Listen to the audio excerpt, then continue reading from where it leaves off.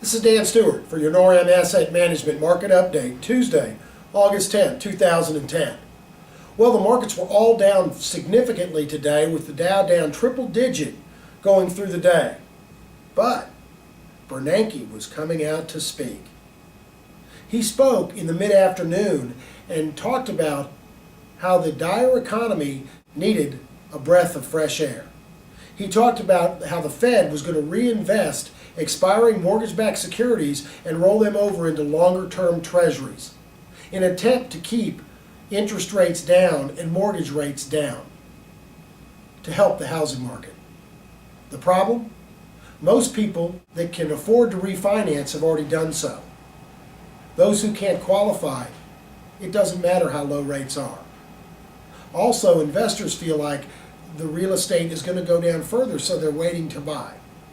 The real estate is a big dilemma. In any event, the Dow ended up down 54.5 to 10,644. The S&P was down 7 to 1121, and the NASDAQ, the big loser of the day, was down 28.5 to 2277, a full 1.25%. It was the only one that didn't recover significantly. The other two recovered about half of their losses. Oil was down $1.30 or 1.6% and ended up just over $80 a barrel. Gold was up $4 to $12.05, and silver was up 11 cents to $18.36.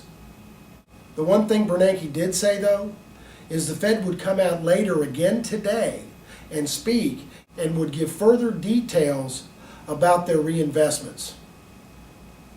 What does that mean in Fed speak? Bailout. Oh, I'm sorry. They call it a stimulus. In any event, 5-year Treasuries were at 1.48%, 10-year was 2.78%, and 30-year were 4.03%. Here's the interesting note. The yields on the 5 and 10-year were down, therefore prices were up, but the yields on the 30-year were up and prices were down. People, investors, are getting a little worried about longer-term Treasuries. That's why Bernake is looking at using that money and buying longer-term Treasuries to keep the prices down. Folks, you do realize if interest rates start going up, the interest expense to the government will be crushing. Europe was down across the board, with the Euro Stoxx 50 and Germany both down 1%. France was down 1.25%. UK and Spain were down 2/3 and 3/4 respectively.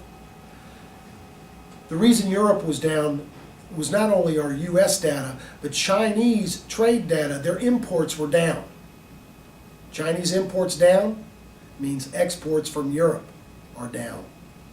Over in Asia, Asia was also down across the board, with the Euro Pacific and Australia down approximately 1%, Hong Kong down 1.5%. The big loser, Shanghai, China, down over 3%. And it was on that report of China's imports slowing. The Chinese economy, the economy that's supposed to save the world and bail everybody out, is slowing significantly. What does that mean for Europe's recovery and ours? Stay tuned. And this has been Dan Stewart for your NORAM Asset Management Market Update, Tuesday, August 10, 2010.